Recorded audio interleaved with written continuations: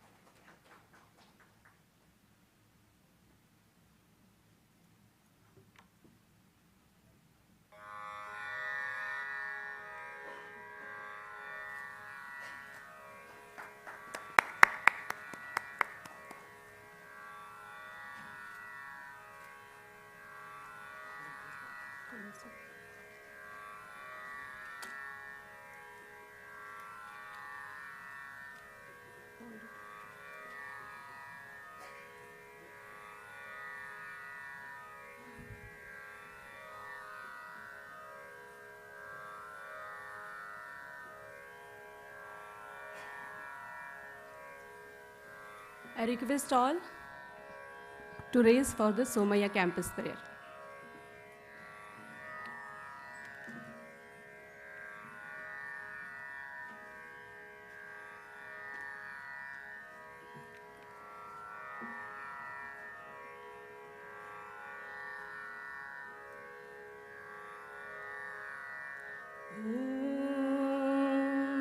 Purnamada Purnamidam Purnat Purnamudachyate Purnasya Purnamadaya Purnamevavashishyate Om Ishavasyamidam sarvam Yatkim cha jagatyam jagat Tena taktena bhunjitha Maghrudakasya svidanam Mukam karoti vachalam Pangum langhayate girim Yat krupatamaham vande Paramananda madhavam Om Prano Devi Saraswati Vaje Bhirvajinivati Dhinam Avitravatu Om Chodayitri Sundrutanam Chetanti Sumatinam Yajnam Dadhe Saraswati Om Asatoma Sadgamaya Tamasoma Jyotirgamaya Mrityorma Amrutam Gamaya Om Sahana Bhavatu Sahanau Bhunaktu Sahaviryam Karavavahai Tejasvinavadhitamastu Ma Vidvishavahai Sarvetra Sukhinas Santu Sarve Santu Niramayah Sarve Bhadrani Pashyantu Ma Kashchid Dukhamapnuyat Om Shantihi Shantihi Shantihi. Thank you all.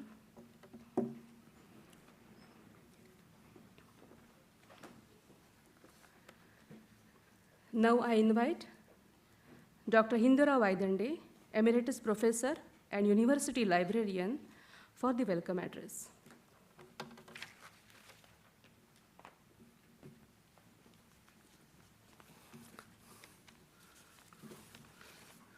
Good evening to all. On behalf of the Library Technology Conclave, we welcome you all. Respected Honorable Vice Chancellor, Sir, Professor Pillai, Sir, respected Dr. Ajit Kambavi, Principal Investigator, Pune Knowledge Cluster, and former Director, IQA.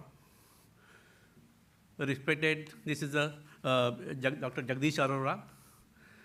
He is an advisor for NBA Board of the Accreditation, New Delhi. CMD of Informatics, Dr. Satyanarayana. The Program Director of this, our LTC2022, Professor Shalini Ars Madam. Today's resource person, Professor Robin Rice from the Syracuse University. Edinburgh University. Then this is Professor Kevin from the Syracuse University. All the members of the organizing committee, faculty members of the Somaya Vidya Vihar, librarians, participants, we welcome you all for this 3 days international event of LTC 2022. The theme of this function itself is research data management and stewardship building blocks of open science. And everybody must be aware of that. We had this first curtain raiser program on the 7th January, this 2022 at the Bangalore. We had our second curtain raiser program at the Somaya Vidya Vihar on the 3rd March 2022. And now we are having 3 days. This is the international event of the LTC 2022. So on this occasion, the dignitaries on dais and all the participants, I welcome you all. Now, we are having the 3 days program. Today we have the tutorial. Also tomorrow we are having the panel discussions, and then we have the special lecture tomorrow. Afterwards, then day after, on the 30th, we are having again the panel discussion, and then we are having the validity function. So there are 6 sessions where we have called the immediate persons in the, not only librarians, but the persons, those who are in the research data management all over the globe, we have called them. Also, I welcome the participant online, those who are registered, and online they are registered and they are connected to this international event. I welcome all of them also on this event. So this is the such type of research data management. We thought that this is a new subject. Now not only the librarians, but all the data research people also. And only we are aware of that collecting data and then compiling data. But the research data management is a new term where that this expert and then eminent people in this academia, they will also guide to us. On this occasion, I welcome you all for this today's session. Thank you.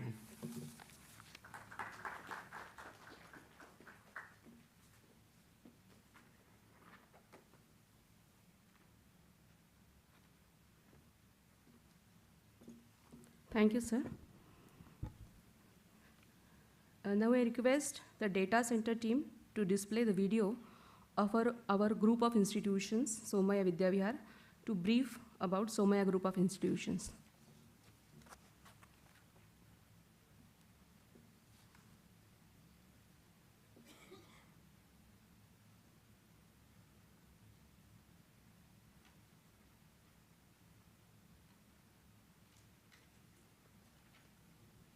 I think there is some technical issue. We'll play the video later. Okay.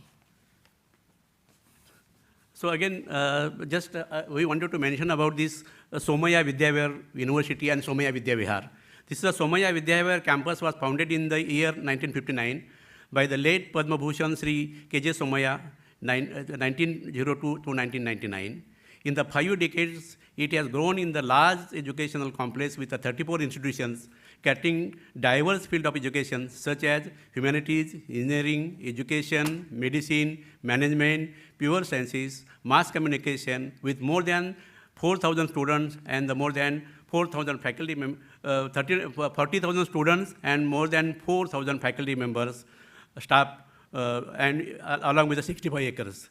There are various constituent academic institutions of functioning under the Somaya Vidyavihar University, such as the KJ Somaya Institute of Management, Research, the Somaya Institute of the Engineering, then Sports Academy, Department of Library and Information Science, then education, and so on. Many they are available. It was founded on the belief that the education is an important pillar of the nation, building with the power to change life. The education must involve to encourage the holistic development of the youth. It is known as much for its science, technology, engineering, management, social science, and commerce program, etc. So this is the organization now we are having in the campus, and apart from that also we are having the central university library also we are having. We are functioning from the engineering college. In the campus also we are having all the institutions, they are having their rich collection, libraries they have been developed. Each organization is having their librarian and their collection. Now they are now we are having the hub and spoke model we are following here. So this is just the brief about the Somaya Vidyavihar and Somaya Vidyavihar University. Thank you.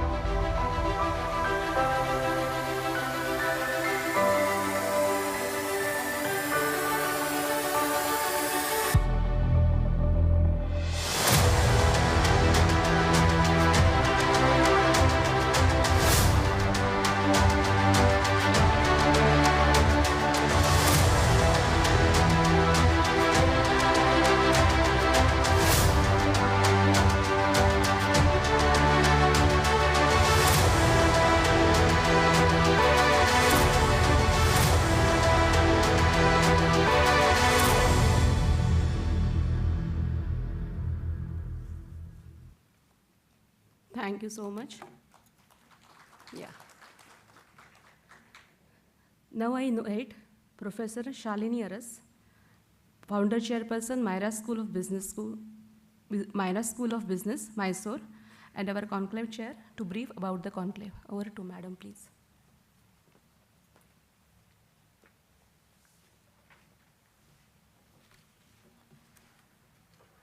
Good evening, everyone, and a very warm welcome to each one of you. As program chair, it's my privilege to extend a very warm welcome to each one of you, and especially our guests here today, particularly for this function, Professor Ajit Kambavi, who, even though it is a cliche to use that, who needs no introduction to the field of science, technology, and including information science. In fact, we couldn't have found a better person to give a keynote for this conference than Professor Ajit Kambavi, because he is not only a great astronomer, a scientist, but as you know, astronomy is a field which is primarily data intensive. Before they coined the term data intensive science or e-science.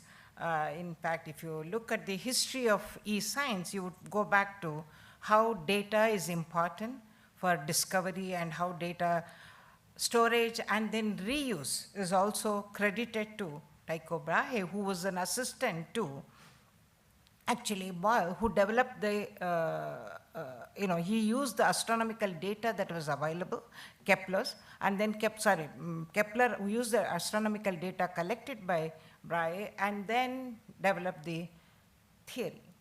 The point here is the importance of data and discovery was probably first evidenced in the field of astronomy, and we couldn't have found a better person to talk about or give a keynote on this subject here today. I'm sure he's going to talk all about astronomy and how it has been a data-intensive science even before the term data-intensive science was coined.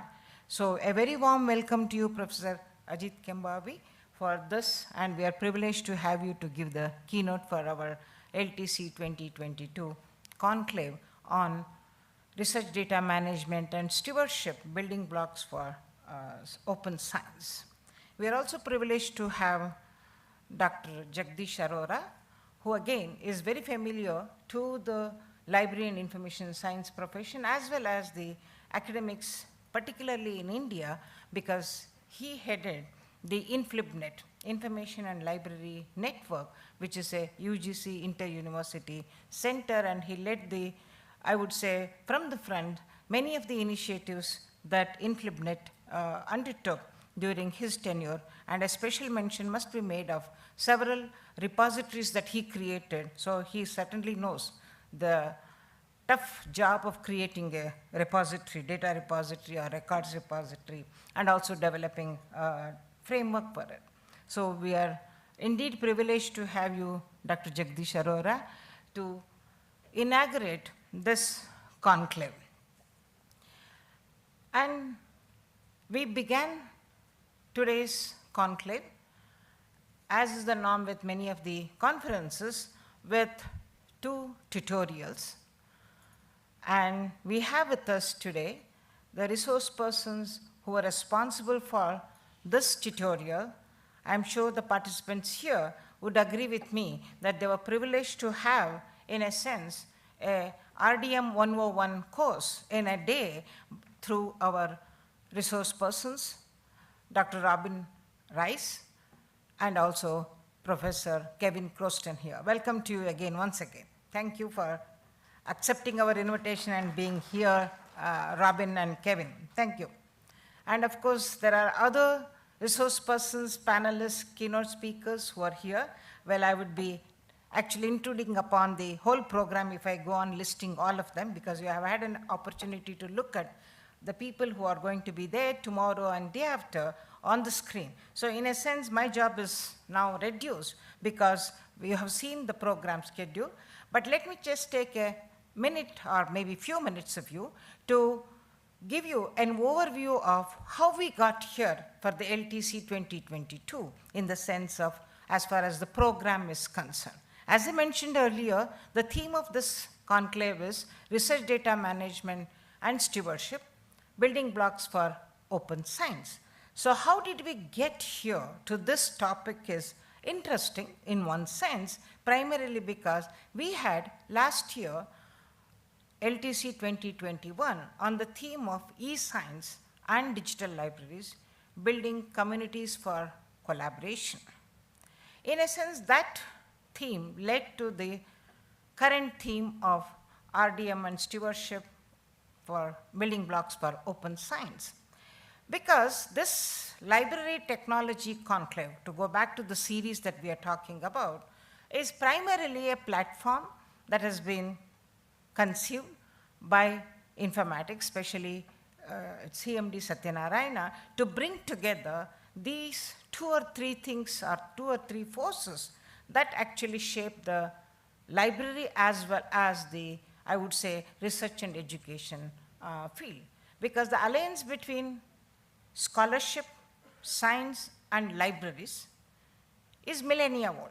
If you go back to the earliest libraries, whether it is the Alexandrian library or our own Nalanda Takshila libraries, they were all created or evolved primarily to support scholarship and scholars. They were the place for scholars to come together and also for storing the knowledge created by the scholars. That is scholarship, in other words. So the alliance between scholarship, scholars, and libraries is millennia old.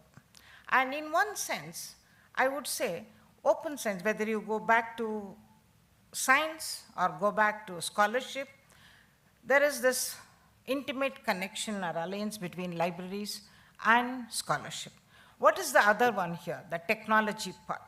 But as you know, technology has always been supporting both scholarship, or behind every scholarship and behind every library movement also, there is the technology.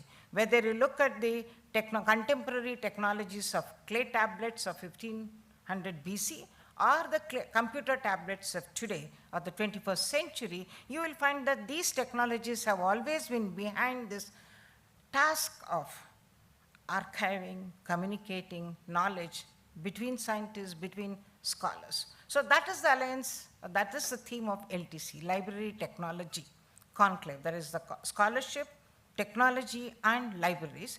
And as I said earlier, the LTC 2022 on open science and RDM is a continuum in that sense, because science and scholarship and libraries and technologies have always been together, have worked together.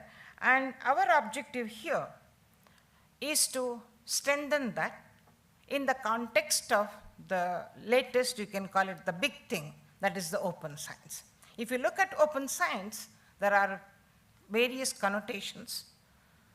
The connotations vary, but the underlying principle or philosophy behind open science is that everything should be open, including, but particularly, the knowledge created, whether it is the publications, the data, the software, or including simulations or even physical samples. All of that should be available openly as much as possible so that it could advance science, it would help society. That is the premise on which this open science construct is built.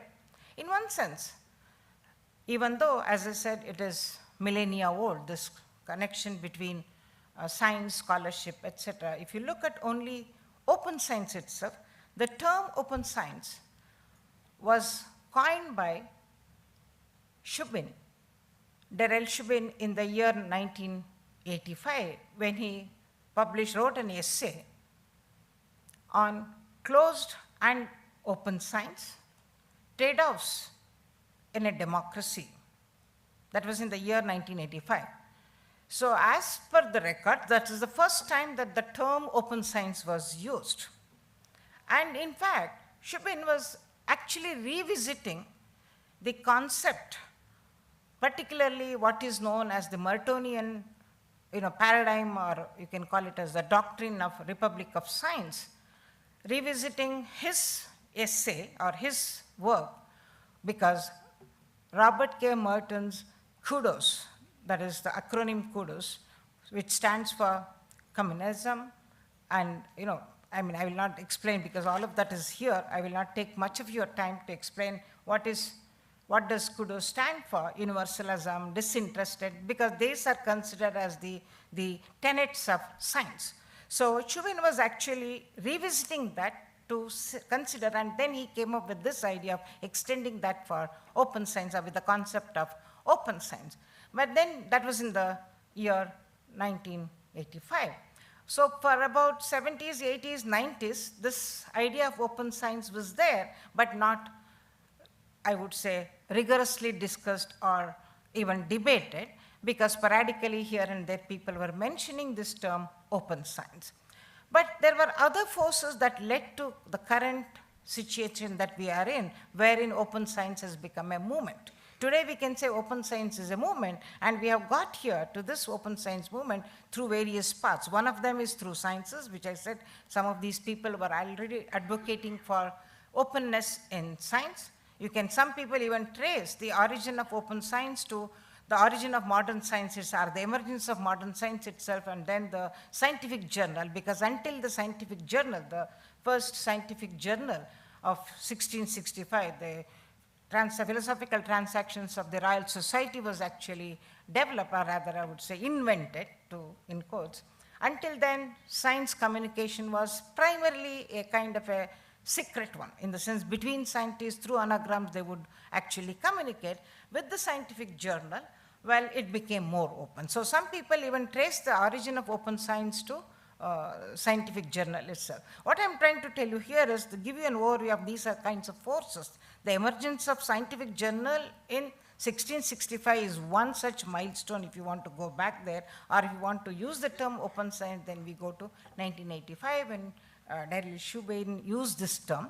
Or if you look at it from another perspective, the other path that led to this movement was primarily because, as I already mentioned, technology has always been not only supporting but also shaping the trend or shaping the path of science as well. So one such technology was the internet.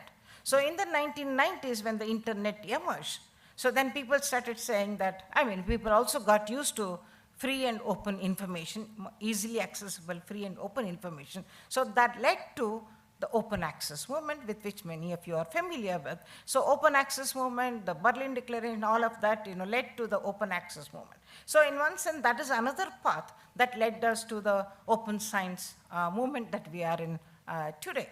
Then the other part, the open science itself has many principles. In fact, the 6 principles are considered as part of the open science. One of them is open source movement or open source software. So open source software was also happening on the other side. That led us to this. Then open methodologies, that is from the research method side, there was this movement towards making research more transparent, methodologies more transparent. So from the point of methodology, from the point of software, that is open source software, and then there was, of course, this open data movement also added, and then open access movement. Then, of course, in general, the open, or OER as they are called, as open educational resources. So these were the 6 principles that actually consider as part of open science. And we have arrived at this stage of open science movement as a confluence of all these different movements. Open access, open science includes open access. So basically the idea is to open everything from that of research methods, data to this. So that is how we got here to this stage of open science. And then there were many countries, and it started with institutions and then to countries, started mandating or bringing out laws to develop some kind of a framework for this open science. And then it was found that each country, each institution was having its own framework, and that is why in 2019, UNESCO was tasked with this assignment or job of developing a universal framework for open science. And as all of you know, and as we have given here in the program guide, this task was completed, and in November 2021, the UNESCO framework or UNESCO open science guidelines were adopted and signed by all the 193 countries.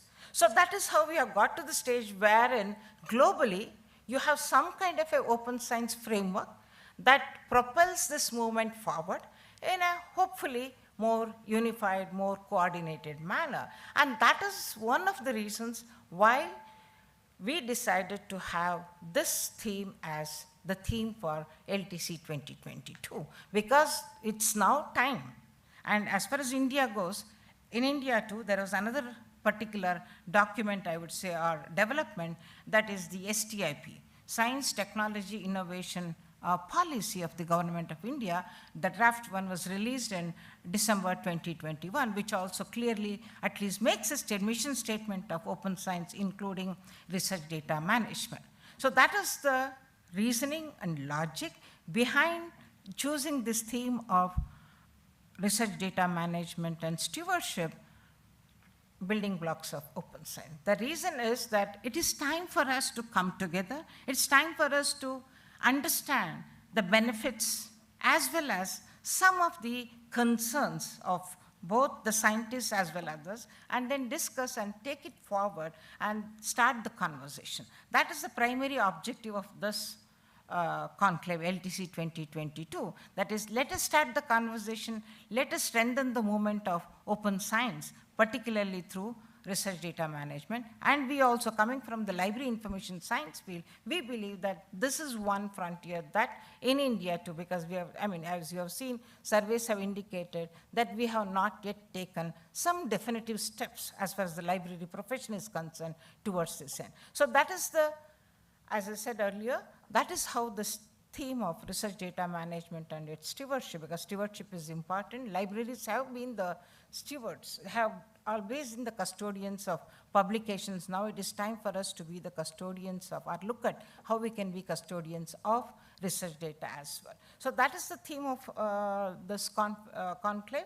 And naturally we have, I mean, as you have already seen and as Vairende also has mentioned, as I mentioned, we began with 2 tutorials, and we had, the participants had, and now a flavor of what is RDM, how they can contribute, etc. to the tutorial. And tomorrow onwards, we are going to have 6 thematic sessions, each one of them trying to look at one important aspect. We begin with the first session is about open science, frameworks, and open data, which sets the, probably, hopefully, the idea behind the open science, what we can do towards it, and particularly the policy frameworks, etc. The second session is about infrastructure for RDM. What kind of infrastructures are required, what is already developed, and how we can contribute to the RDM.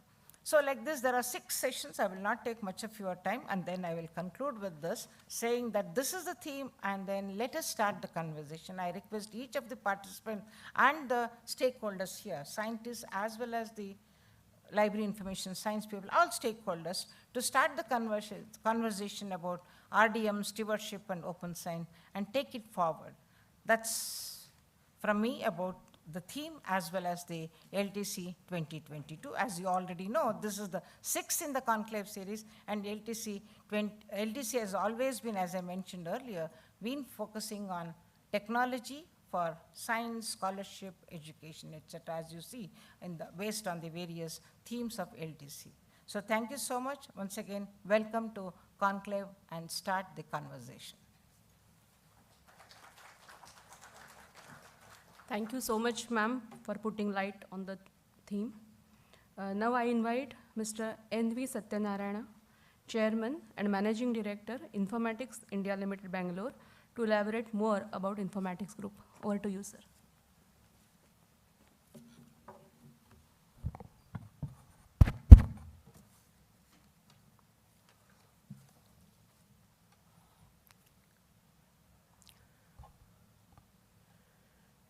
Good evening, friends.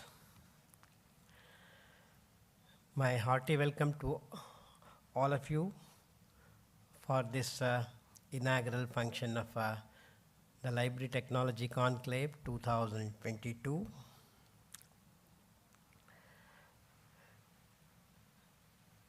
Professor Pillai, the distinguished scholar and highly accomplished national leader in higher education and research, who is the Vice Chancellor of this university. Professor Ajit Kambavi, 40 years ago, whom I may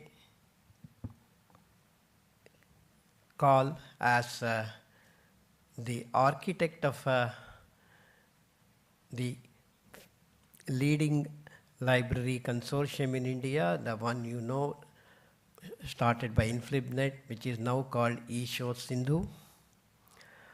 From the beginning, From day one of the consortium was conceived, he was involved driving and directing this consortium to where it is today as a very successful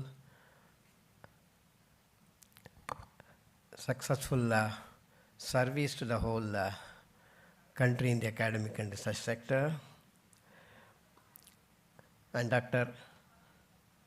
Jagdish Arora,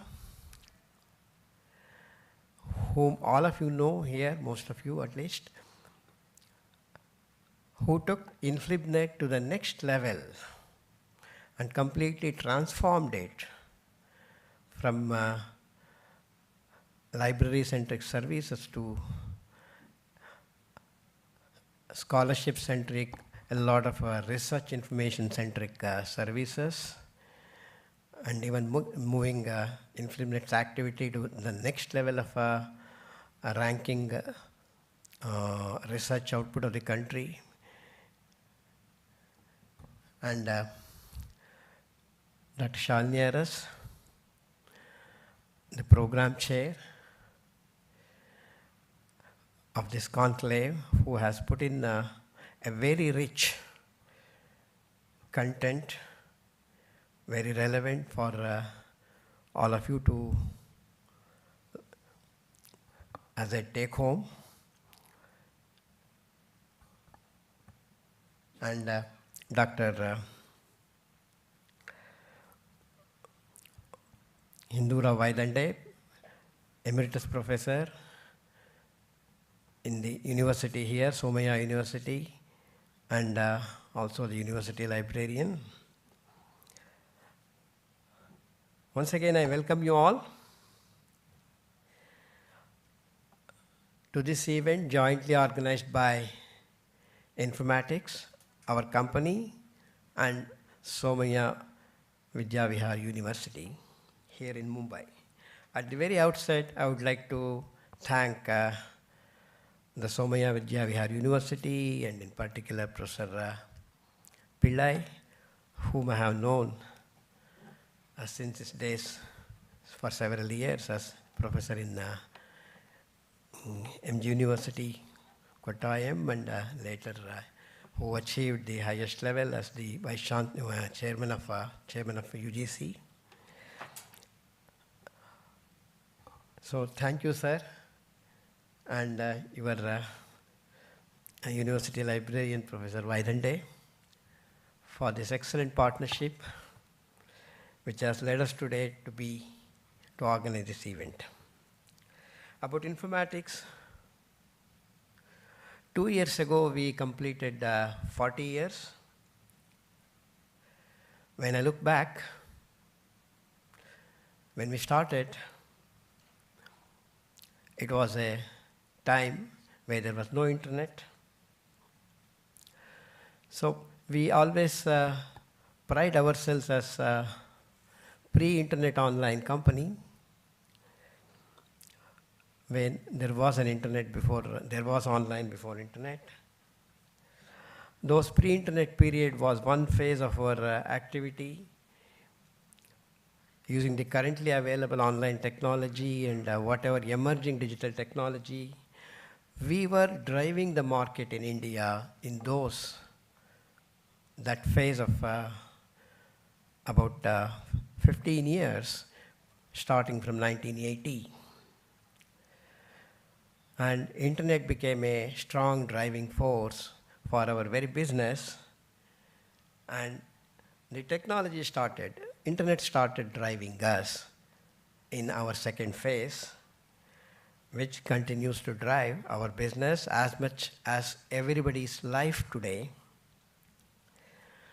with endless opportunity for companies like ours. In fact, when we organized on the completion of 10th year of informatics, when we instituted an annual lecture series on informatics, we invited Dr. Sheshgiri, who was then the Director General of National Informatics Center. I still remember what he said. That was the time when information technology revolution was happening. And he, in his annual lecture, he said, we are witnessing two revolutions, IT and BT, and the future is in LT, he said, library technology revolution.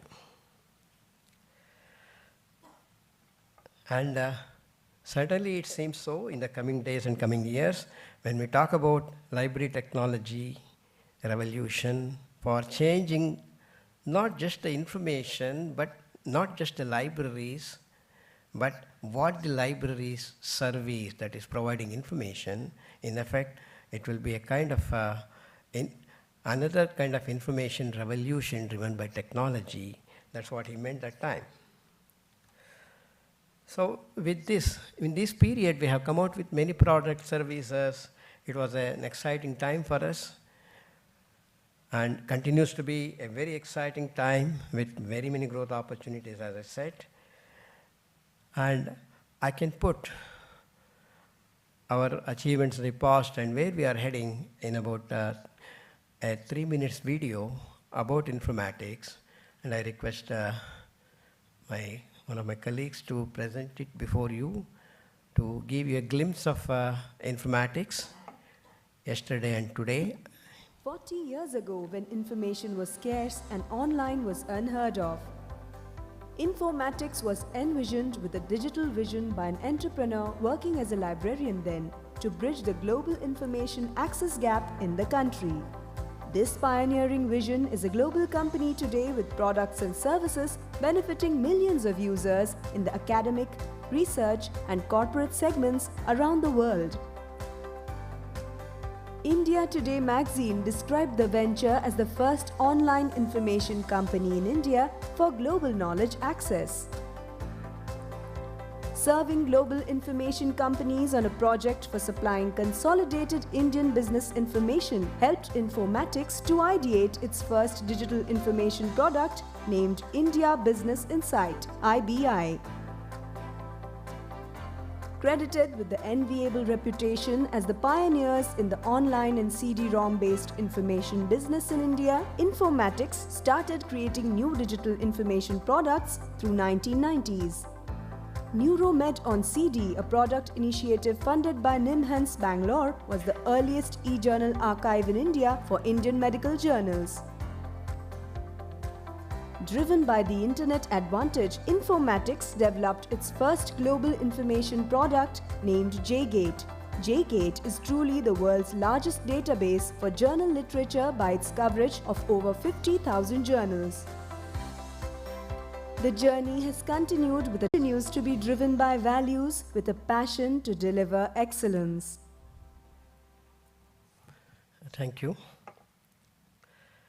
As you have witnessed the digital revolution happening in India in all spheres, even the digital library revolution is happening on a larger scale at a social level.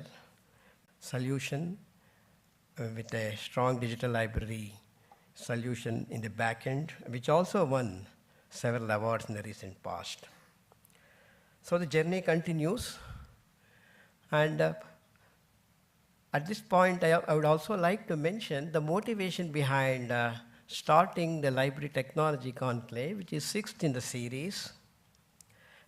In the beginning I mentioned, reminded by what Dr. Sheshgiri said years ago. All of us know and agree that libraries are a strong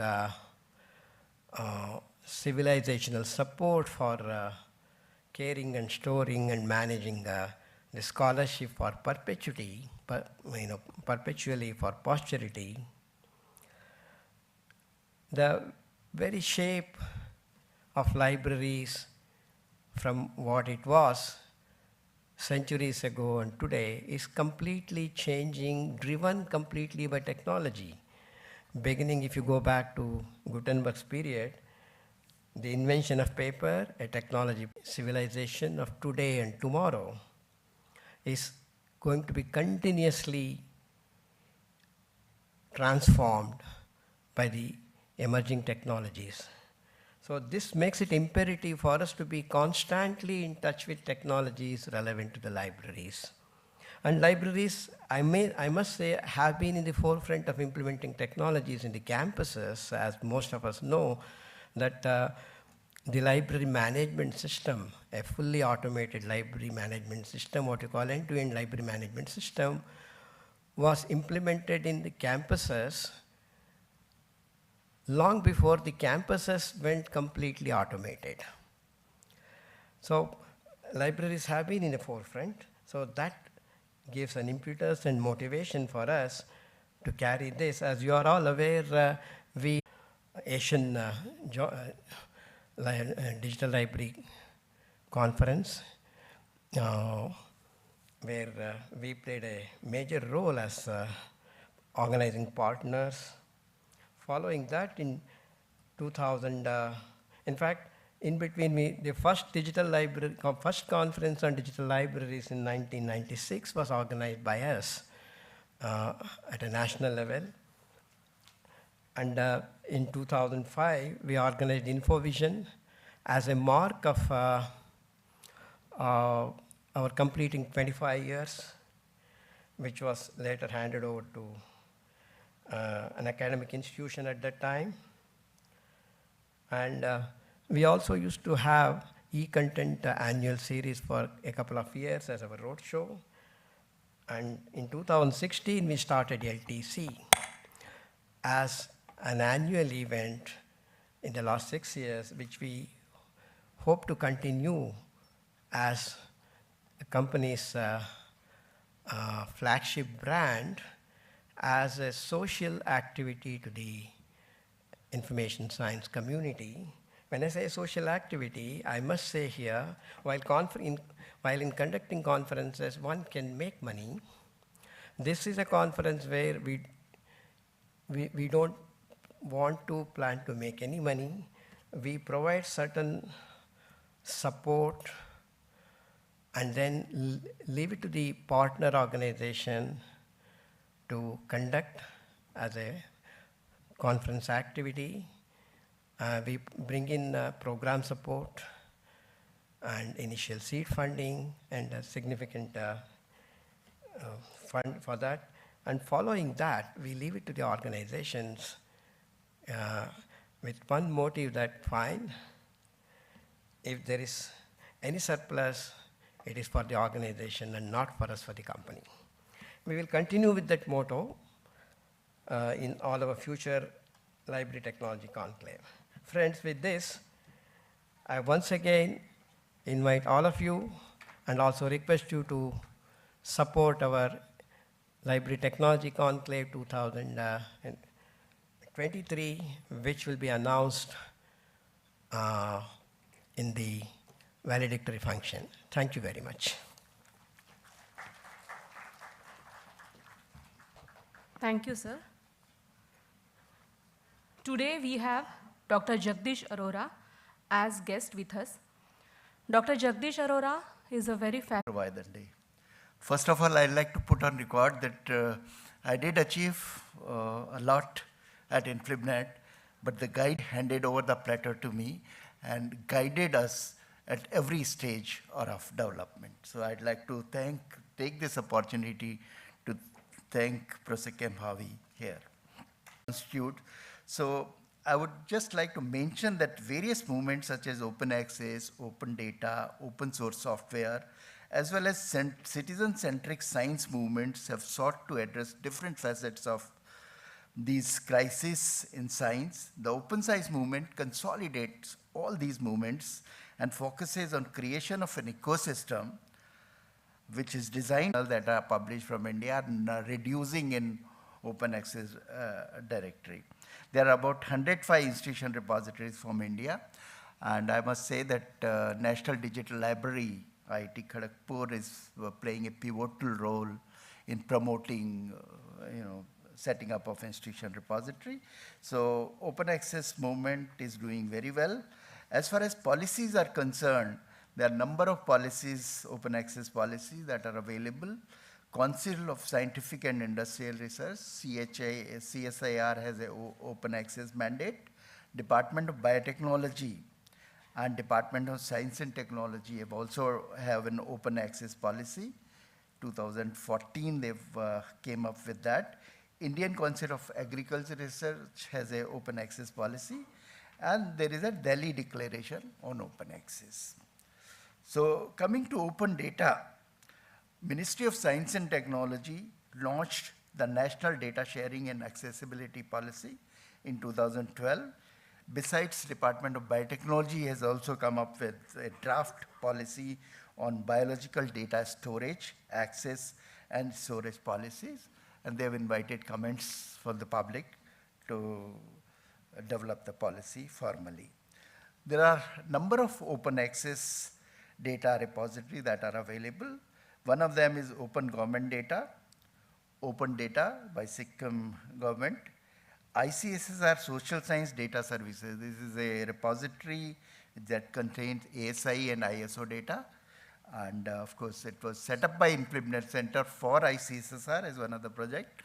And all those ASI and ISO data are Swayam Prabha, National Repository of Open Education Resources, Karnataka Open Education Resources, Open Education Resource for Schools, and Open Source Courseware Animation Repository. So OSCAR, there's a lot of contents are available, and Swayam is continuously adding more content in open education system. Coming to open source software, the Ministry of Communication and Information Technology, Government of India, launched a formal policy on adoption of open source software for Government of India in the year 2014. A growing number of government agencies and software companies in India are moving away from using proprietary software towards open source software. The proliferation of OSS in India has led to development of various forms of technological dialogues, universally accessible resources that are developed by communities for the benefit of society. So open learning licenses, Creative Commons have been adopted by Ministry of Education for all their resources. Then there is open initiatives, People Science Citizen Networks, where are the number of organizations, NGOs and others like Kerala Shastra Sahitya Parishad. Then there are initiatives like Himachal Gyan Vigyan, Delhi Science Forum. They all make a network of promoting science education in India, and they are working very actively. So finally, I would like to say that played a very significant role in the development of astronomy as a research area in India. He also conceived and executed the InfoNet project under the University Grants Commission, which brought the benefits of information and communication technology to all universities in India, including enabling access to thousands of journals. Sir is well-known science popularizer, has given several public talks and presentations for promoting astronomy among the masses. He has also written a Marathi book, Nabhat Hasare Tare, co-authored by Jayant and Mangala Narayikar. So with this brief introduction, I request Kambavi sir for the keynote address.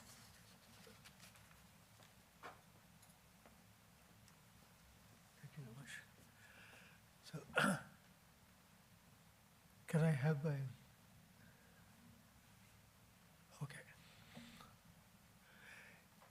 Yes, thank you very much for it. And I thank Satyanarayana and Professor Pillai for inviting me to this meeting. This is not the first time that I'm attending a meeting in this series. I've been going to several of them, and I have had the good fortune to be able to give talks at many of them. So I was pleasantly surprised when Satya again called me just several days ago. Okay, just several days ago to give this talk. One result is that not all of my numbers in the talk are completely current. Some of them are a few years old. So if you had given me one more week's notice, then all of them would have been completely correct. So now everybody expects me to give a talk on astronomy, and I'll include a little bit of astronomy in my thing.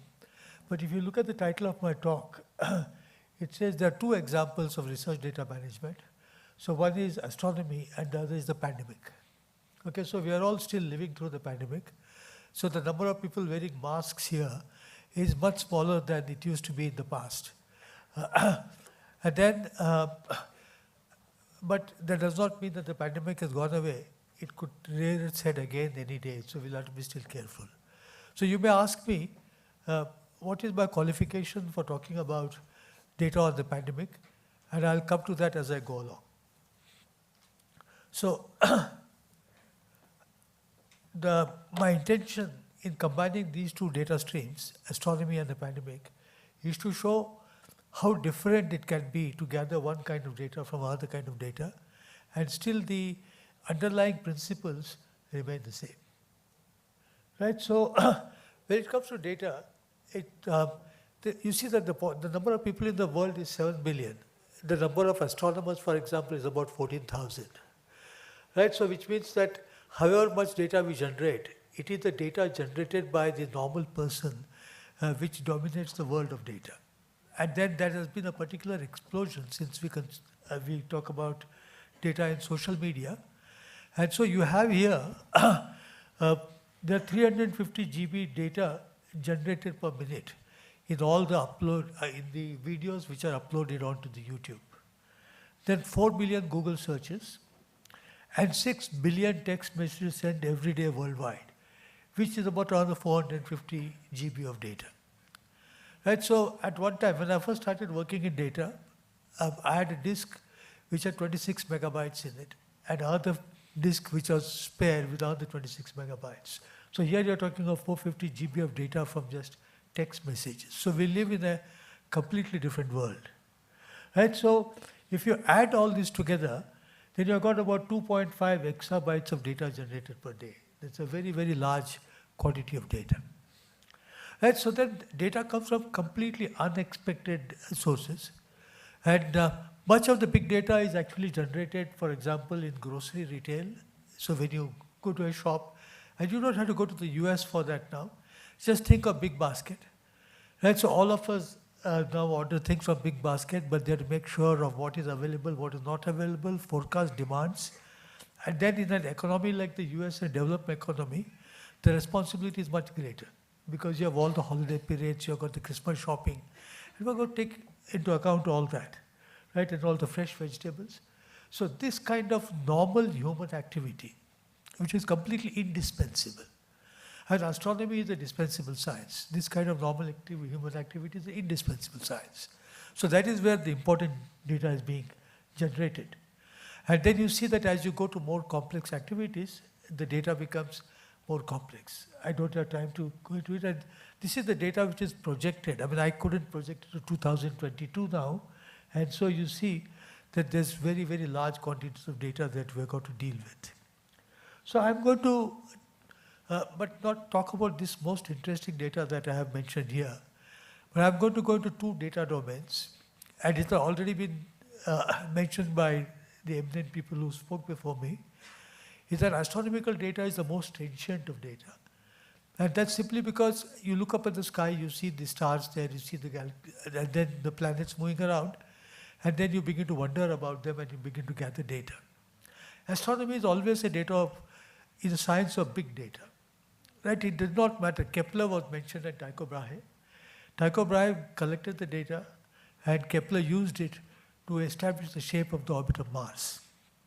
And so at that time, the data would have been just on several, it was not clear to me, sheets of paper probably, sheets of paper were available at that time.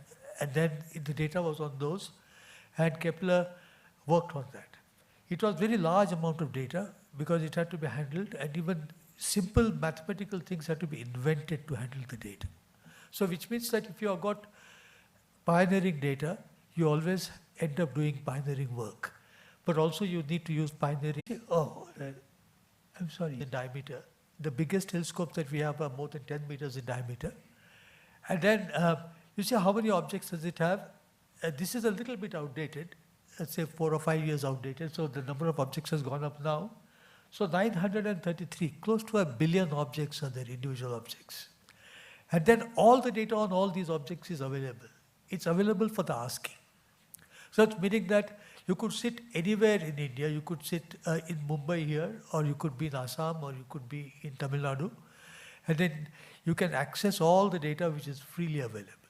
So which means that, in a sense, anybody here, anywhere in India, could carry out the same research as anybody else in the world. Okay, so astronomy is essentially a science of open data. It has always been like that. There are some proprietary parts to it, okay, meaning that people who build telescopes have some privileges for a couple of years. People who think of new ideas will have their data locked in for a couple of years, but after that the data becomes completely open. So now, when I've got a survey like this and there's so much more data, what more can I ask for? So the idea then is that I build a bigger telescope. So however big is the telescope which exists at any point, you always want a bigger telescope because you want to look further and look for faint objects. So now here is another telescope called the Subaru Telescope. This is a Japanese telescope located in Hawaii. The previous telescope was 2.5 meters, this is 8.2 meters. So astronomical term, this becomes a much bigger telescope. It has got complex instrumentation and it gathers more and more data. So when I talk of data in astronomy, what do I mean by that? It's mainly images. People are familiar with images. But we also have spectrum which is coming from the objects. And then there are catalogs, meaning that when you have this information about billions of objects, then we have got data pipelines which automatically generate catalogs. Right? So you can not just plain paper catalogs. You can look at it, you can say these are the properties of the objects. So then we want a bigger telescope. We have done all that. Now here, so you can see the difference between a smaller telescope and a bigger telescope.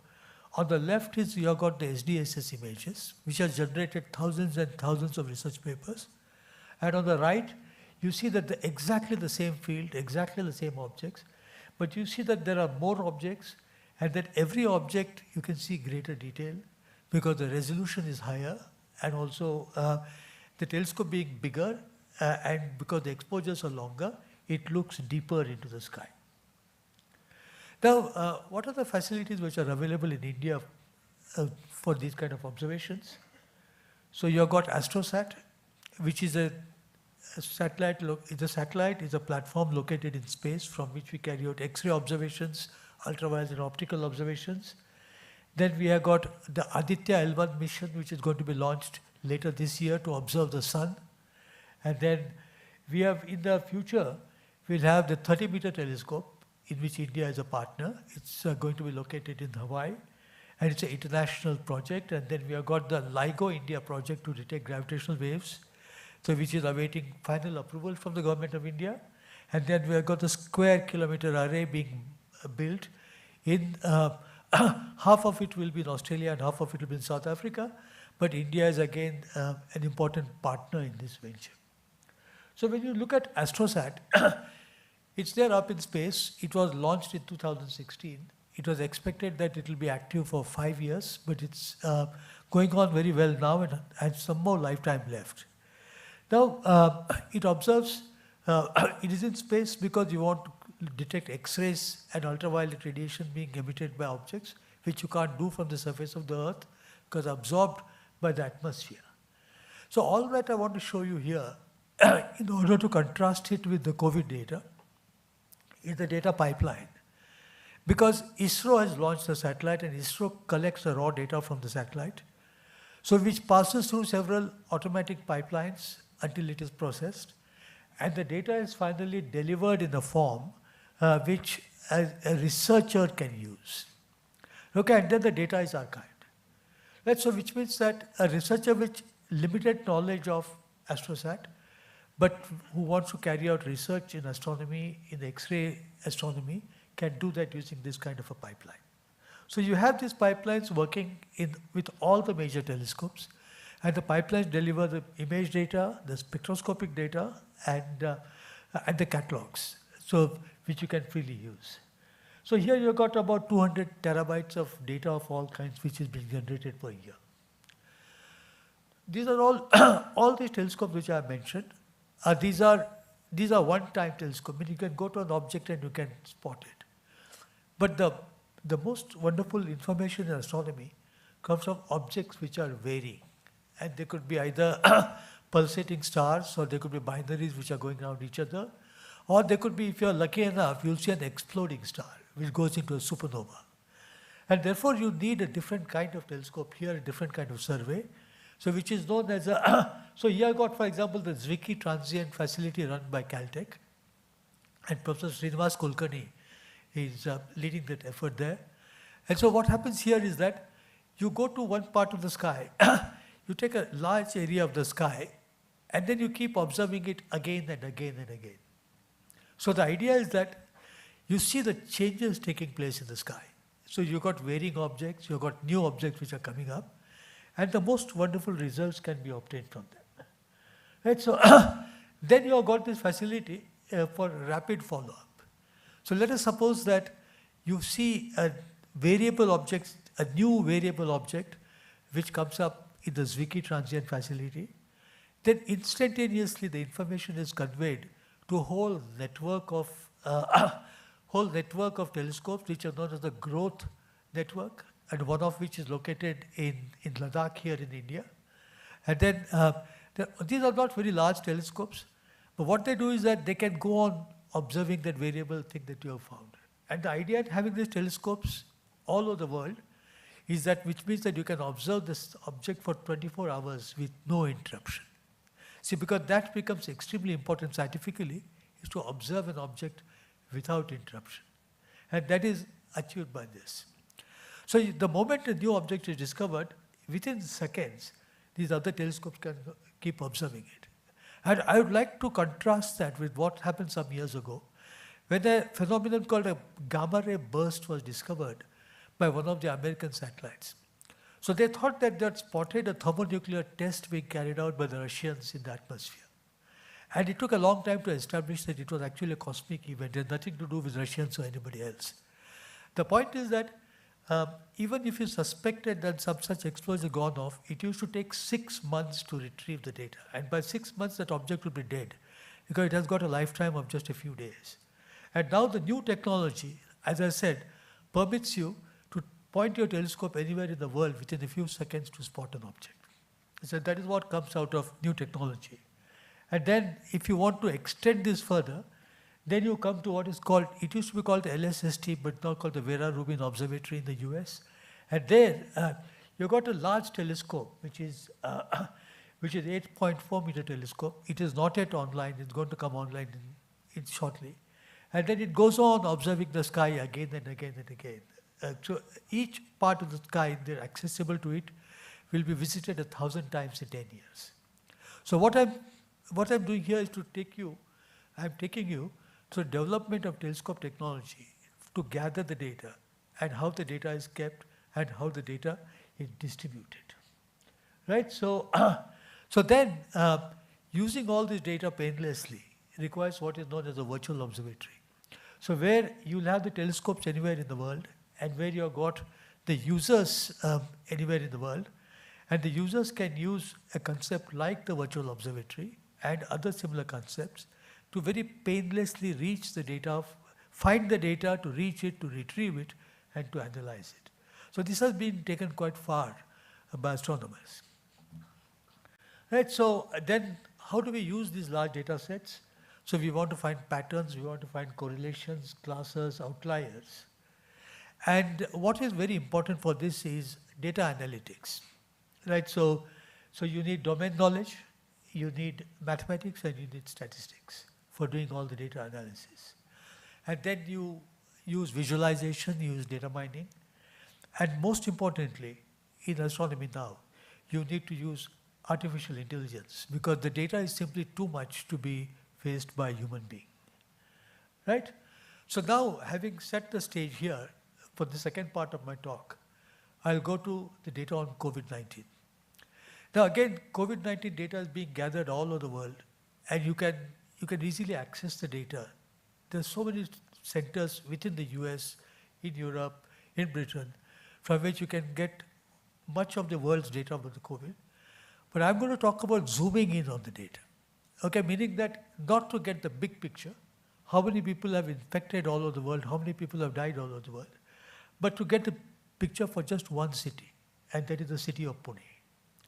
and go deep into the data, meaning just all kinds of data. Because you see, when the whole thing started in early 2020, we had no idea about what it was. We had no idea about what is going to happen, how long it is going to last. And then people started getting affected dreadfully. People started dying. And nothing was known. There was no treatment available. There were no vaccines available. And so there was a mighty international effort. People tried very hard to try to understand the disease. And then the data was being gathered. You have to develop a vaccine.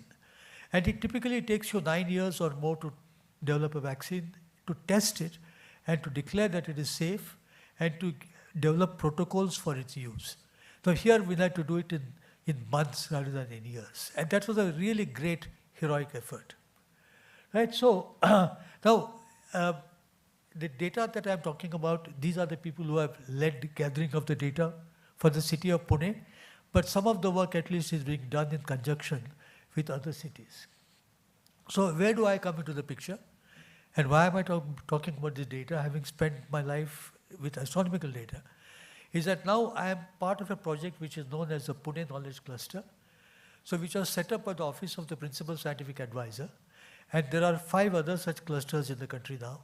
And then the aim of all these clusters, but particularly our cluster, is to bring together all the academic institutions, R&D labs, as well as industries in the city, to work for betterment of the city, meaning take up projects which could benefit the city.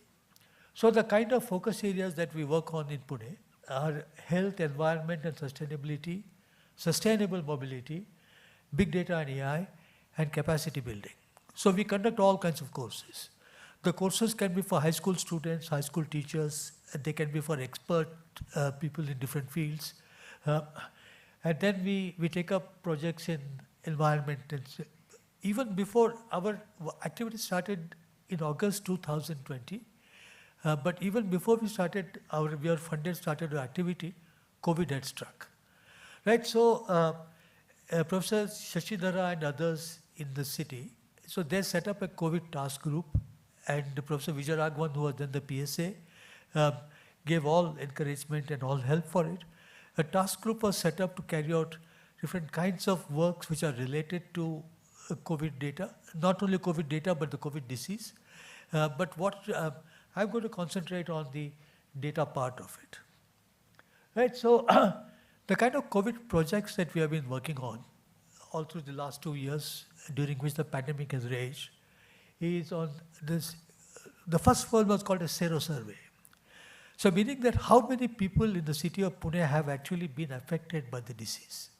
Because as you know, you can become ill, you can become seriously ill, or you could simply be completely asymptomatic. You don't know that you have been affected, no one knows you have been affected, but you are going around the city infecting your relatives and friends and anybody else who comes in contact with you. Which is why we are all wearing masks, which is why we keep washing our hands all the time. Right, so what is the prevalence of the disease? And then the genomic surveillance.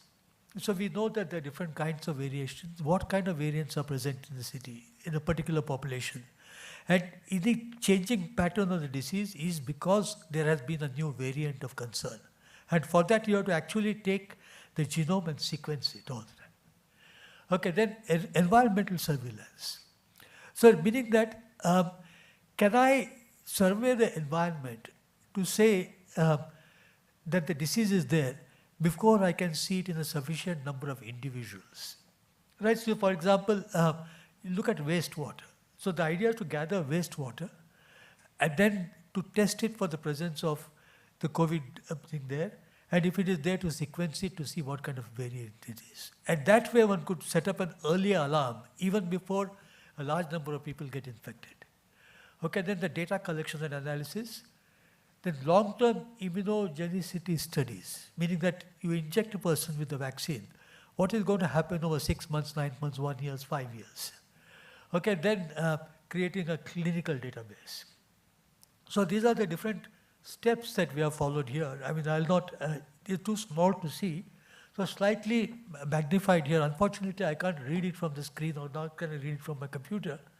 But you see that there are different activities that are being carried out, and then they're all data-related activities which I'm talking here, and which allow you to gather the data, to curate the data, and to try to understand the data. And that is the main thing which I'm going to refer to. And here we have these magnificent telescopes which are collecting data for astronomers. And there's automatic pipelines which process the data and then made it available. But let us see how difficult it is to look at COVID data. So when people used to talk of epidemiological data, I knew nothing about it. And you say, why do you need such large projects? Why do you need to spend hundreds of millions of dollars to gather it? And why does it take so much time? And I'm going to give you a small, short glimpse into where the difficulties lie. Right, so here, there are different aspects of the data which are there, and which start with gathering the data, and then what is happening immediately. For example, what is the case fatality? How many people die? Then what are the infection ratios? And how does the transmission occur? Right, and then we need to do the modeling, meaning that we need to tell people, as to if a new wave is starting, we need to say how fast will that wave progress, how many people you expect to be hospitalized, how many of those may need a ventilator, and how many of them may die. Because you need these numbers, because you have seen these very gory pictures of corpses lying in hospitals because you did not know how to dispose of them. Right? So every one of these datums is extremely important. And it is not the kind of data which can wait. I mean, the astronomical data can wait. This data can't wait because it's a question of life and death. So, so what are the different kinds of data that we have? So first of all, the simplest data is what is called the daily COVID data for the city. Okay, you see that the first date there is sometime in April 2020. So that is when the Pune Municipal Corporation, who has been partnering with us very well, actually have started giving us the data. So you see that the number of people infected, you can see in the first row, I can't read it from here, but it's quite small there. And that was the total number of people infected in the city. Okay, but this data goes on and on. And so you see here is that this is the data on 1st April 2022. And then you see by then, 45,046,000 tests had been conducted, okay, to try to detect people in the, to try to see how many people in the city have been infected. And then you see that the total number of people who have been detected positive so far in Pune until the 1st of April, but the number has not really changed after that, is 661,000 people. 661,000 people have been infected in Pune. But this looks like very simple data. But you see that this data is coming from multiple sources. Okay, even though it is just the city, the Pune Municipal Corporation area, there are any number of hospitals, any number of things, and then all the data has to be gathered together, and then it has to be compiled, and then a number has to be put out in the evening on that day. It's an extremely difficult job. And then you must have heard that very distinguished people from different professions all over the world have been saying that everywhere in the world, the number of deaths have been vastly under-reported. And that is because it is so difficult to even gather information about the deaths. Right? So we have been working on this data for a long time now. And then, now slightly more complicated data, which is that much more difficult to gather, and which is the data on patient data, individual patients. And those names have been removed from here.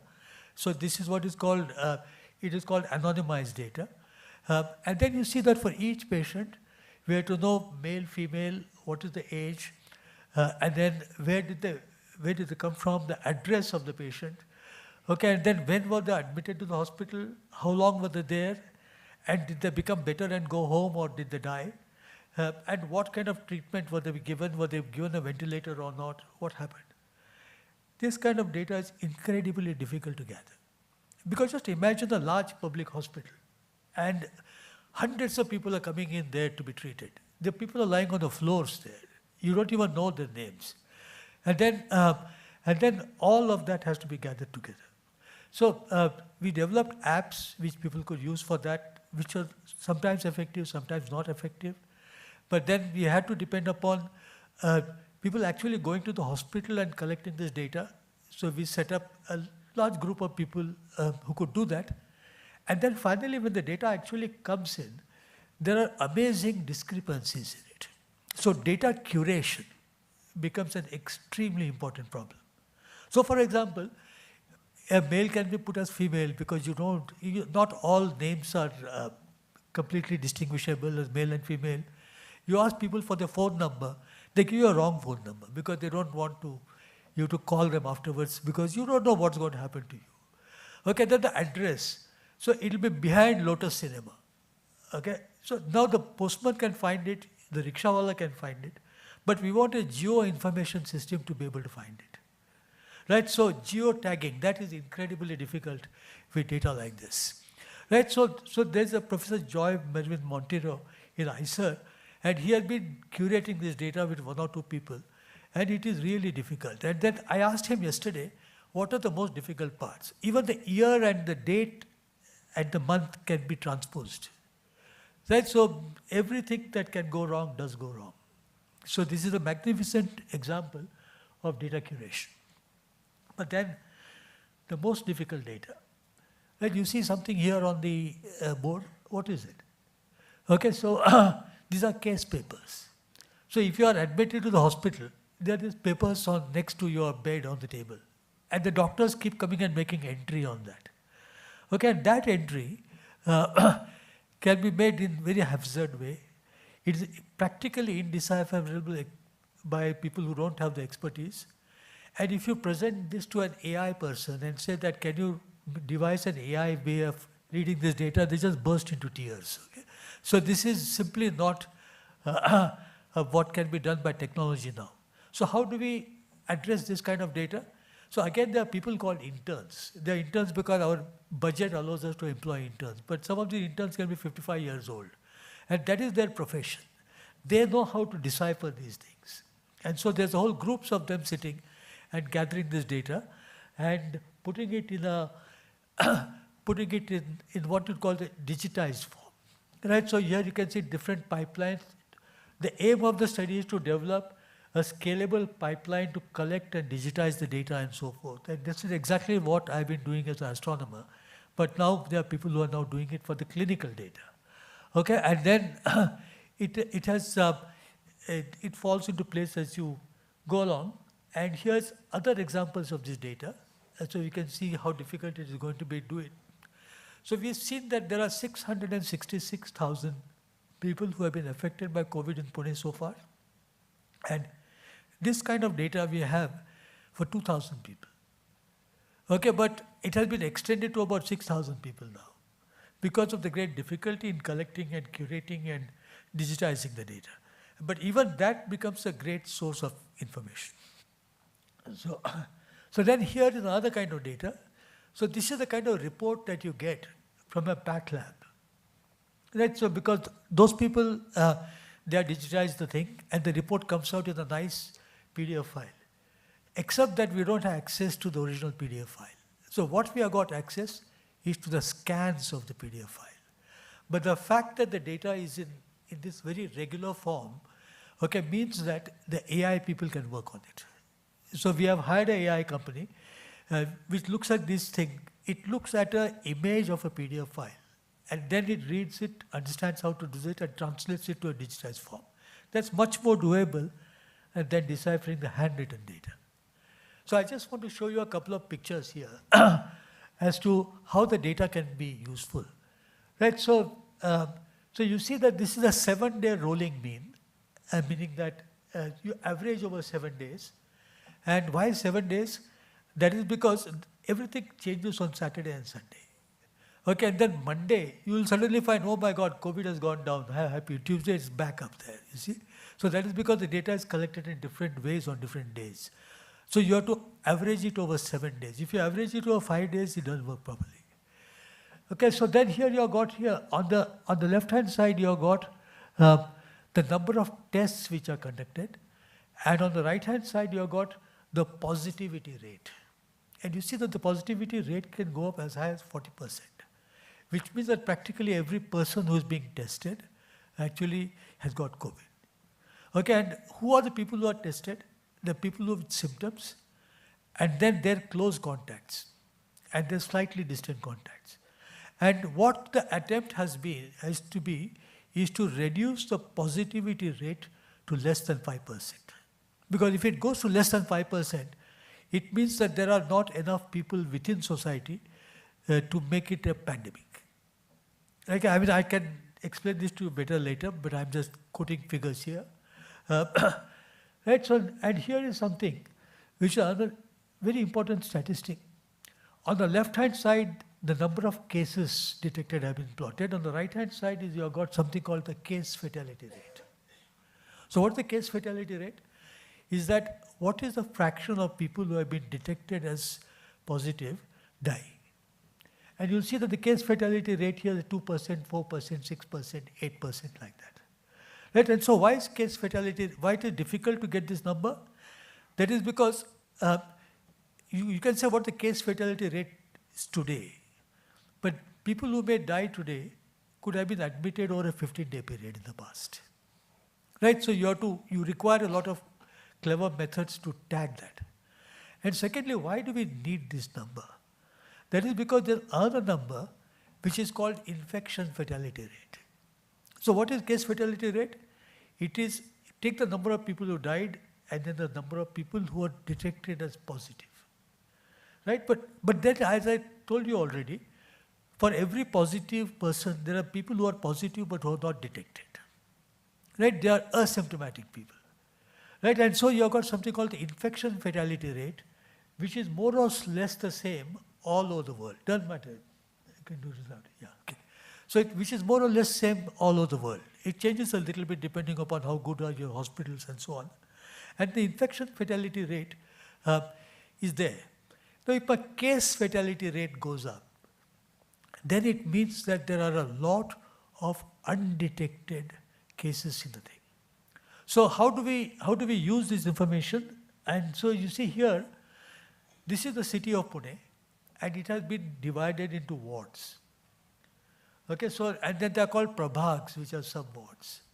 And then this kind of a diagram tells you how is the disease progressing over a period of time. So on the left, it's at the earlier date. On the right, it is September 2020. And the different colors means different prevalence of the infection. Right, so now here in the next one, you can see the prevalence of the case fatality rate. So what happens is that if the case fatality rate in some places is unusually high, it would mean, from using the kind of arguments that I gave before, it would mean that the number of people who are undetected but who are COVID positive is very high. Okay, because you're not, they're all there, but you're not detecting them. And that is why of the people that you detect, many seem to be dying. Right, so therefore, then we actually used to provide this statistic to the Pune Municipal Corporation and then say that, look, in this particular sub-ward, the case fatality rate is too high, so please go and increase the testing there, because there are a number of people who are asymptomatic and whom you have not detected. Right, so that is the kind of thing where the data is dynamic. It has to be used. You make these plots every day, and then you have to go and telling people here. So this is my last slide, which shows that I already talked about disease surveillance, and then there is the environmental surveillance, and then there's the data curation and analysis. And then our teams have been engaged in all this. You see, the PKC itself has no facilities at all. I mean, we have got a few rooms where we sit. But so all our activities are dependent on getting partner institutions and partner industries to work with us. Right? So we work together, divide out the work, and then we facilitate the work being done. And then we get grants. We have got very substantial grants for COVID-related data from the Rockefeller Foundation, and then Hindustan Unilever. So we get grants from different organizations. And the aim is going to be to release all the COVID data as a major database, and then try to incorporate other infectious diseases into it. and then try to scale this up to different cities and countrywide. So again, all these efforts have been made internationally. And because there the hospitals are better equipped and the data gathering is better equipped, it is much easier to do it there. But it's still very important for us to do it because the circumstances vary from geographic location to geographic location. You'll always see things start in Delhi, things start in Pune. They have large numbers in Kerala. And all the other places where you feel that there's going to be lots and lots of patients, they're really not there. When, for example, the Kumbh Mela took place. So we thought that the whole of UP is going to go up, but it didn't happen. So it's extremely important to gather data in situ and to do the analysis in situ and then to compare it with what happens in other places. So this is yet another example of data. Right? Okay, all right. Thank you very much.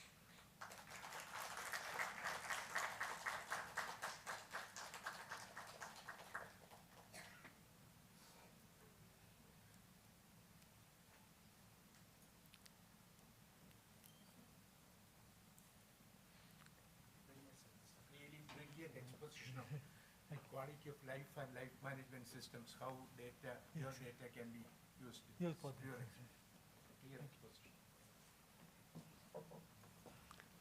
Thank you so much, sir, for the wonderful presentation.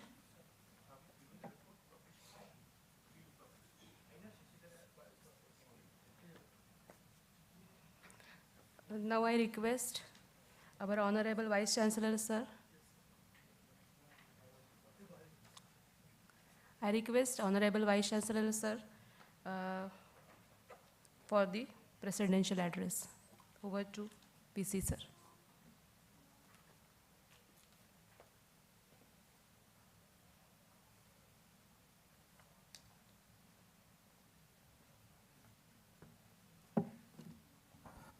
Dr. Ajit Kambavi, whom I know since 1991, who has given a very brilliant exposition of how data can be curated, managed from unstructured data, structures can be created, and how ultimately they can contribute to enhancing the quality of life and life management systems by way of the COVID thing. Of course, even though we were all knowing about this work, this forum gave us an opportunity to understand this brilliant work of effective research, not research data management, data management for enhancing the quality of life and life management systems. Of course, he mentioned about the other astronomical data, for example, how data can be finally just to find out new planets and other bodies, extraterrestrial bodies, and also new instrumentation can be developed based on that. So from raw data coming to experiments and all that. And then, but of course, when we think about data and all that, we will think it is only the experimental data which we are gathering from laboratories and all that, nothing like that. For example, when I see something, I get a data. When I hear something, it's a data. When I touch something, it is data. Of course, all the other instruments are probably secondary instruments for just getting these fields. So data, it is, of course, the size of data also, Dr. Kambavi mentioned. Thank you very much, Professor Ajit Kambavi, for accepting our invitation and giving us probably the real importance of the research data management in a very focused perspective. I am sure that this data will be published and will be available to the whole world for important. And I am extremely glad that the Library Technology Conclave gave us an opportunity to hear this very fascinating lecture of a clear illustration of the research data management. I don't want to make a speech on presidential address or anything. I of course, I welcome Professor Ajit Kambavi to the campus. He said it's his first visit, but it was really wonderful to have you, Professor Ajit Kambavi, with us today. And Dr. Jagdish Arora, of course, we all worked together in similar institutions. I was also part of the IUCA governing body as part of the UGC thing. Then our Yashpal was the chairman of the governing body at that time. I was also in the IUCA body, and of course, similarly within Flipnet also, I had occasion to be on the board. I had occasion to meet Jagdish Arora also personally and professionally at different levels. We are all extremely glad that you are all here. Professor Shalini Ars, again, long-term colleague of mine, worked in different institutions, and she's the program chair. Again, as president and head of this institution, I take this opportunity to congratulate the efforts taken by you in institutionalizing the library technology conclave and the research data management in a very significant way. Mr. Satyanarayana, I know him from my days in National Assessment and Accreditation Council. I have also attended these conferences. Of course, I am not a data analytic expert or library expert, but I have been seeing how efficiently informatics have been interacting and collaborating with the library professional and data professional and academic institutions in the country to give a very necessary dimension for strengthening the data in all perspectives. I'm extremely glad that we are collaborating with you for this conference. Dr. Hindurao Vedante, he's new to this institution, but he has done, and his colleagues in the library and all my colleagues, they have worked incessantly for making this particular conclave in a very, give it a very good success. Let me congratulate him with limited professional support. He could do it, and let me congratulate and appreciate the efforts taken by Dr. Hindurao Vedante and all his team. They're all here for this. I'm also glad that good number of international experts, global experts are here to be for the workshop. Of course, morning I had just witnessed for a few minutes. Of course, I am going to probably attend some of these sessions. I think it's very extremely gratifying to note that they have all taken it very seriously, and then this library technology conclave is going to make an impact in the academic life of the campus. I'm extremely glad about it. I don't want to make a speech or anything. Of course, when I started research in 1969, the largest database which I could imagine was the chemical abstracts. Chemical abstract. All librarians know about chemical abstracts. So that was the first thing. So from that chemical abstract data, 52 issues every year, and even now, in terms of printed data, it is probably the largest scientific research database. So from that, we are trying to extract those abstracts and find out what could be a new area of research. That was the only thing. And then, of course, now we have seen what is the size of data. It is when we talk about research data, or it is not just scientific research data only. For example, there is lot of knowledge and skills, and skills available with the ordinary people. We talked about public science and that citizen-centric science. For example, we are all from the universities or academic institutions, but the knowledge and skills which we have gathered from academic institutions is definitely there, but if you just look at the knowledge and skills available with the ordinary people in the country, it would be several million or trillion times that of the knowledge which you have. And they are also data. So he mentioned about the size of the data. Of course, I do not know, I didn't understand what exactly it is, but I have also seen that about by 2025, 500 exabytes, that is 500 million gigabytes, gigabytes of data each day will be generated by 2025. That is the estimate.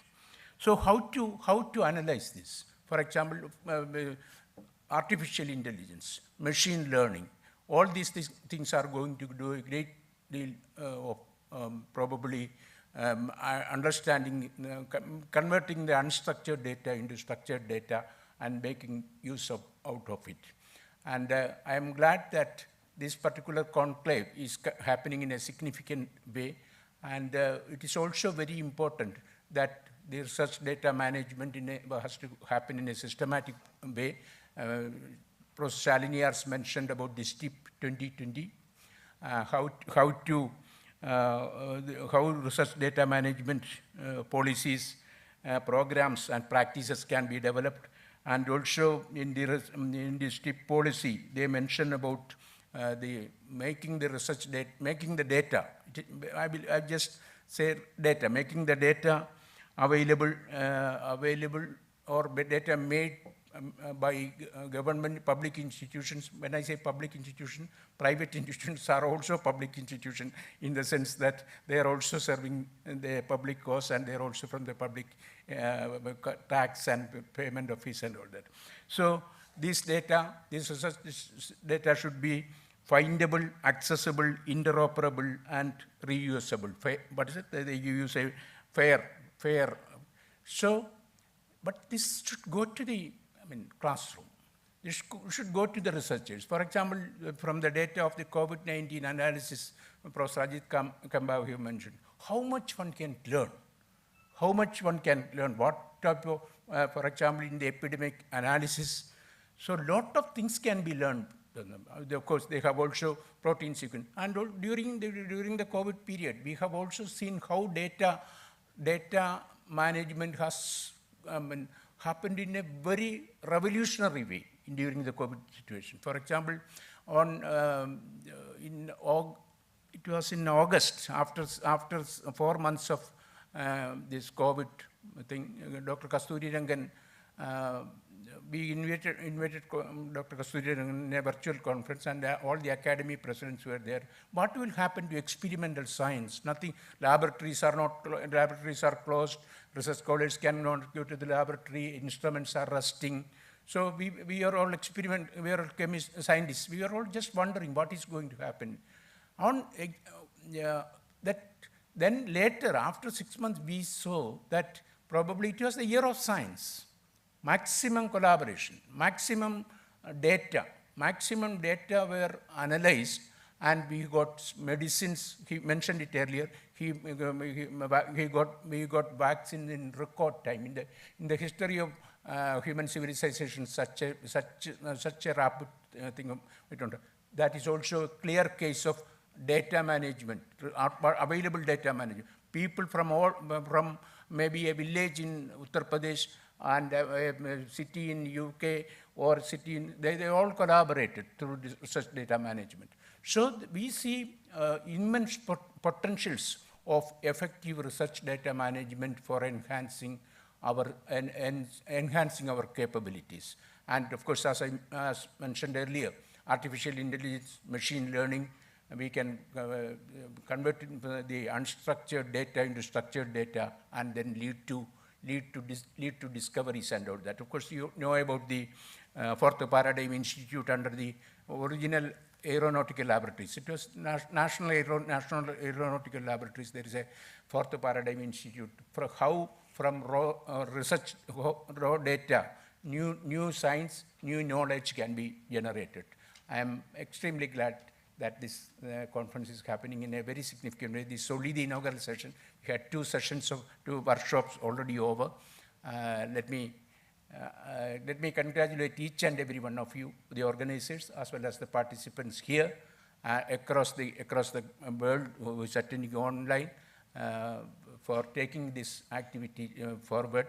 And once again, on behalf of the university and Somaiya Vidya Vihar University and Somaiya Vidya Vihar institutions, let me appreciate the efforts taken by each and every one of you. Thank you very much.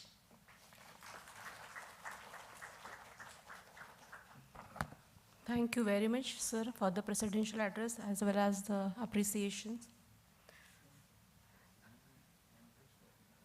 Now we take this opportunity to felicitate our wonderful speakers. We are privileged to have Dr. Ajit Kambavi, sir, as our keynote speaker. I request VC, sir, to felicitate him with memento as token of our affection.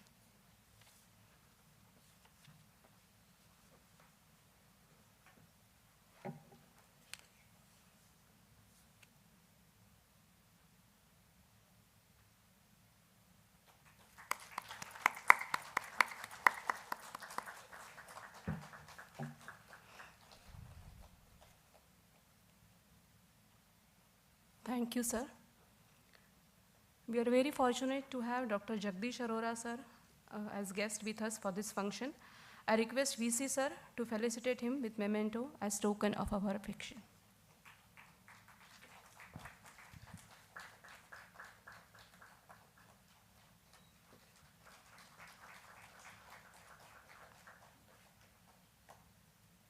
Thank you. We had 2 workshops on research data management today on day 1. The first resource person of the day was Ms. Robin Rice, data librarian and head of research data support information services, University of Edinburgh, UK. I request Ms. Robin Rice to come up on the stage and accept our felicitation. I request Professor Shalini Aras to felicitate her with memento as token of our affection.